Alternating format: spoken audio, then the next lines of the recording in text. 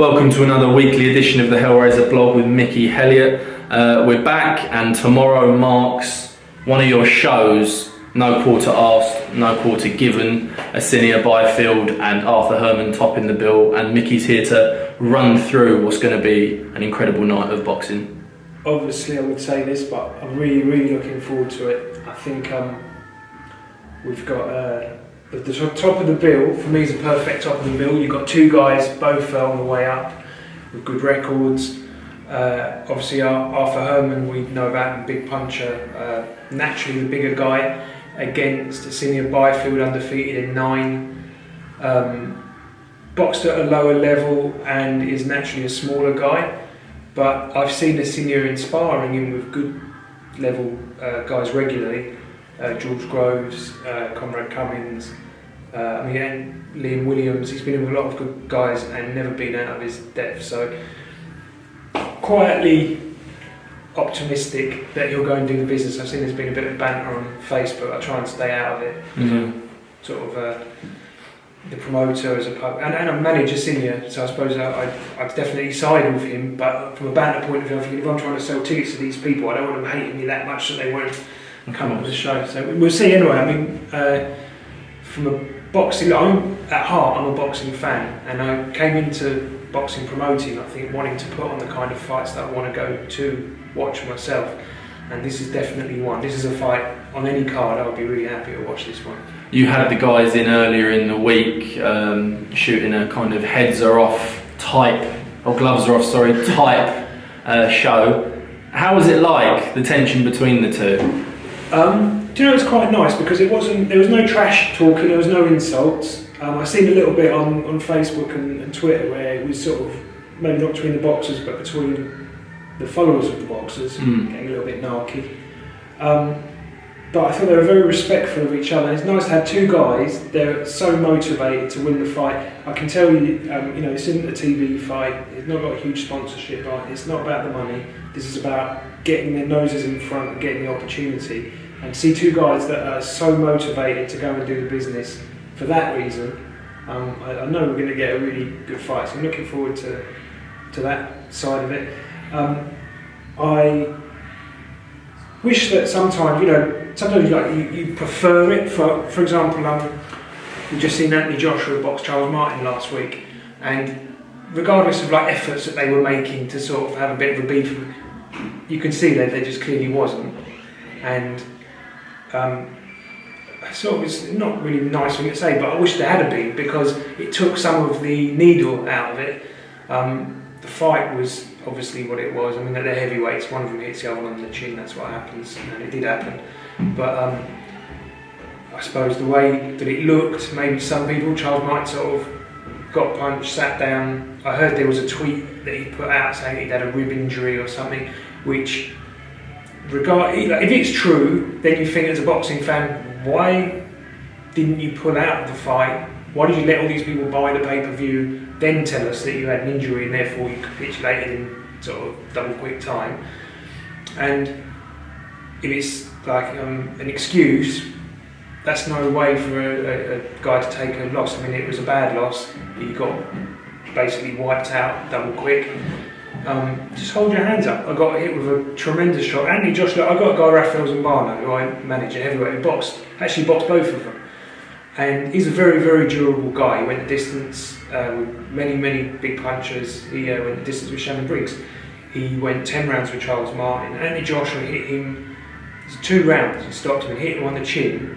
So I know Anthony Joshua from way back, I knew was a phenomenal puncher. All this thing about, he's done it in the amateurs, but stop Rafael Zambano in 2 rounds, that takes some doing, I can tell you, because I've seen him take some real big shots from big punchers and see his way through it.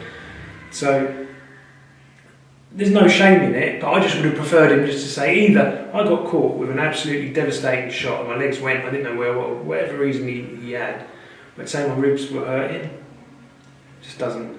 That's not in fit. Actually, he's a nice guy. So look, he's under the pressure, not me. I'm sat here all relaxed, in my office. I can sort of digest it as I can. But for him, I suppose probably the first time he's been under that kind of pressure. Because when he won the title, really it was quite a muted sort of, everyone sort of knew this isn't really the proper world title because Tyson Fury's just won that.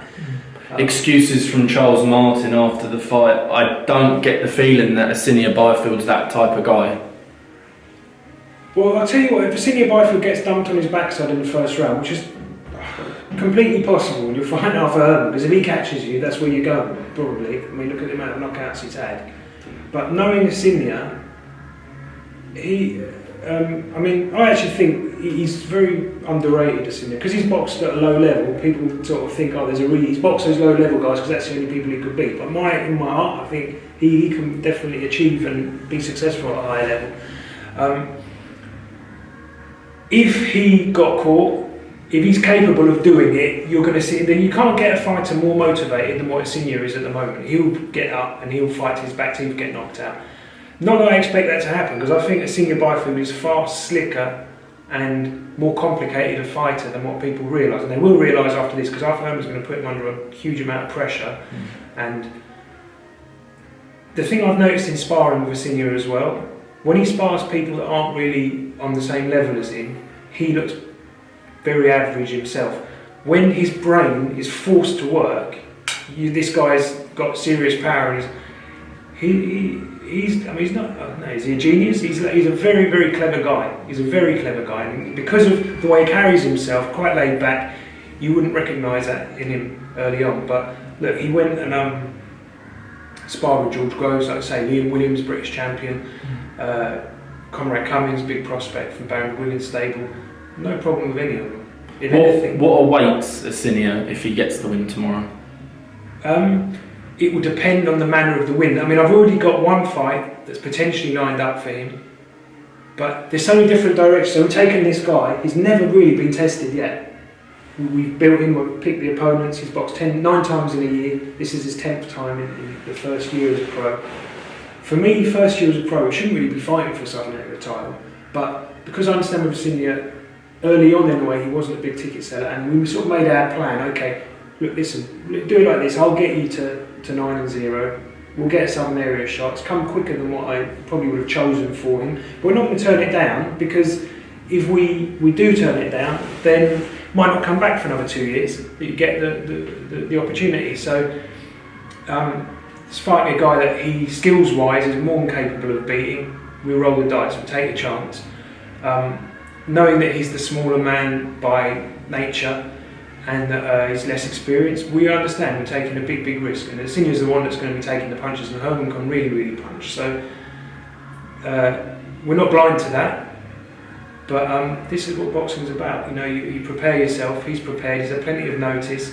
We spoke through it from a career point of view, from a tactical and technical point of view, what to do in the fight, how to deal with it. He's had enough time to prepare himself. He needs really an Arthur Herman type fight to line him up for the next step. If he beats Arthur Herman, we can go to TV station and say, right, well, the guy's 10-0, beat Arthur Herman. That's his record, that many knockouts, that many wins.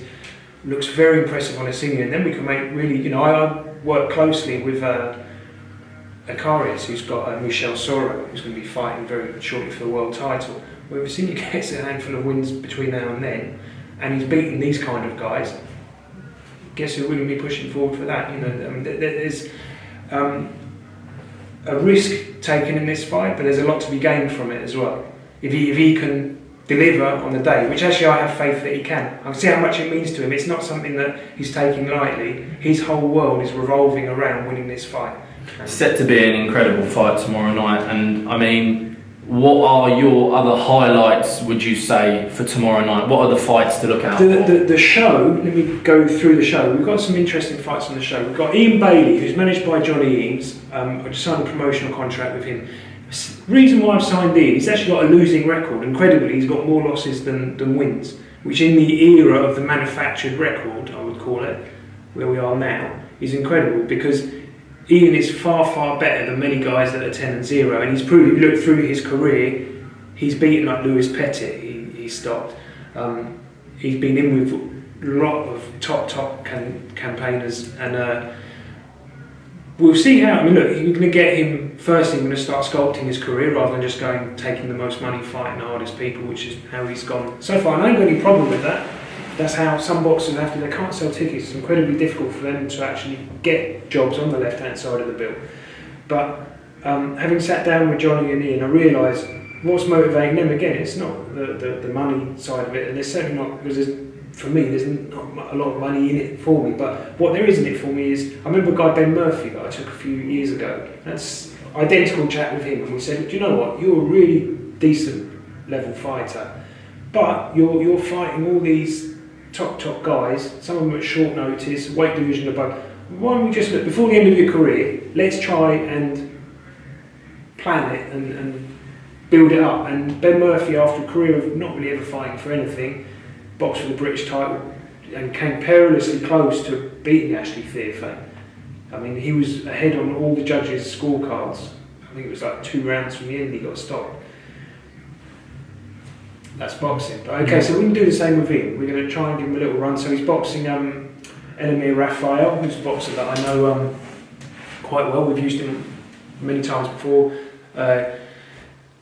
It's the right opponent for Ian at this stage. We'll give him a bit of competition, but Ian should win it. And then I think for Ian, we've got to look at maybe the rematch with Jamie Spate. They had a very close fight the first time round for the Southern area. Why not go and have that one again, get Ian a rating, and then we'll look at getting him a fight. Other fights we've got on the bill, Philip Bose. Philip Bose has been boxing on Hellraiser shows for the last sort of few months. He came off a couple of losses, so from my point of view, I don't speak that much with his manager. It's sort of a strange situation, but we go a lot through I speak to Philip, but I'm not in a position to really sort of say to him, I think you should have this or I think you should have that. But I'm glad that he has chosen the type of fight, because coming off 2 losses, from ticket sales, marketability, even self-confidence of the fighter, it's difficult to package yourself so that you would have the appeal to get on TV, to get, so he's had a couple of, I suppose, lower level wins. Now he's got a guy with a 50-50 record. I think for small hall boxing, that's a perfect fight. That's a really good fight, because they're both going to be gunning for a win, and that's what the people that come to my shows. Like I said, it's not funded by television. It's funded by people putting their hand in their pocket and buying tickets. So we've got to put fights on that are going to appeal, and that's one again that we're going to see. I favour Philip to win it, but it's a hard fight for him. Maybe if he'd have had more of these kind of fights earlier. It's difficult, because when you're selling tickets, you don't want to sell them and then have a 50-50, because by virtue of the fact it's a 50-50, you should end up losing half your fights. At the same time, you could get to 10-0. I saw the other month 2 guys it wasn't my show. They were both like 10-0 type records, boxing each other, and you could see neither of them looked like they'd never been hit before with an 8-ounce glove. The reaction to it, and I don't want guys going into 10 rounders like that. I want, by the time that we do 10 rounders, they're ready for it. We'll see. Who else have we got to look forward to? Under Rodschool, really excited about Under Rodschool. He knocked out Kieran Gray, who never gets stopped. Last time stopped him in 1 round. They call him Mini Tyson. Here he is, just walked in the gym. I'm excited to see him box. We've got some middleweights actually. Miley Cash boxed for the same amateur club as well. I boxed for. His dad was boxing in the club when I was boxing in St Albans. Graham Tyrrell, big puncher from Hitchin. He's on the bill. We've got Alan Higgins fighting in a good fight that's on earlier in the bill. He's again another sort of middle stroke, super middle. Tomorrow he's fighting at middleweight against Simone Lucas. Simone Lucas is another guy that not the best record, but absolutely tough as hell. So that's the kind of fights really that you want a guy to have before he goes and fights for something. You'll answer questions about him that you can't know until you put him in that kind of fight, and you're also educating the boxer, bringing him into sort of title fights. with that behind him, he's in a lot better place than going into a tight fight without having had those kind of bouts. So hopefully Alan Higgins can come through and look at the fights that we can make moving forward. I mean, Elliot Matthews, I think he relinquished the southern area. We're talking to Matchroom at the moment about a big fight for him. So I think quite likely he'll step out of that equation now. But then you've got Miley Cash, you've got Terrell, you've got Alan Higgins. There's about half a dozen fighters that can go in the mix, and we could make a really good series of bouts for titles and things like that. So what time does it all kick off tomorrow at your call? Kicks off tomorrow at 5 p.m. Are there still tickets available on the door? There are tickets on the door.